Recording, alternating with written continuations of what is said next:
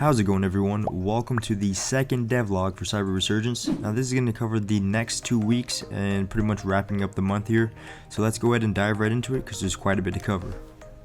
So for the first week, I just spent a lot of time researching level design because I really wanted to nail that, and that's always been a weak side for my game development skills. After a few days of researching, I decided it was time to take these new practices and put them to the test. Using draw.io, I created a simple map just to test this idea out, and then decided to go ahead and create it for real in Unreal Engine. After thoroughly playtesting, I decided this wasn't going to cut it for the final version of the game, so I decided to work on a couple others, such as this one and this one, but both of these aren't really going to make the cut. They're just purely for practice, that way you have a better understanding of how I'm going to make levels later on. After playing some Doom 2016, I've kind of decided that that's the type of level design that I actually want to emulate. I found that the level design worked well with my game, so I'm going to be using that as a reference for now. This area is just a demonstration of some of the things you can do. It's pretty much just a little cargo area that has some doors, which you press buttons will open and spawn new enemies in, and it's already implemented into the actual procedural generation system.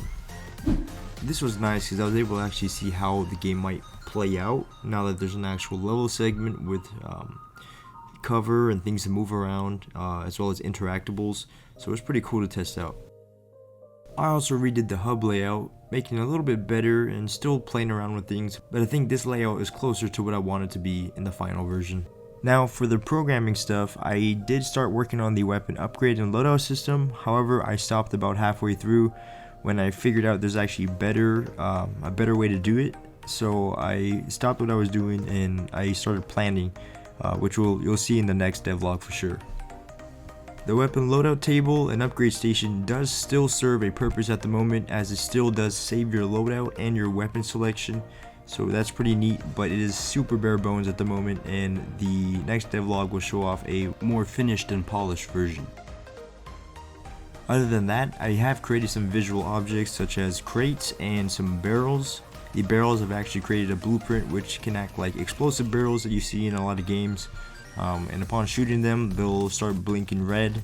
Eventually they'll explode, and if there are any barrels nearby, it'll cause a chain reaction which can be pretty detrimental to the enemies and yourself if you're not careful.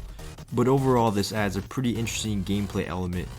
Other than that, I actually finished the scatter blaster, which is the shotgun, as it now has actual spread that works the way it's supposed to, as you can see here, and it has limited range.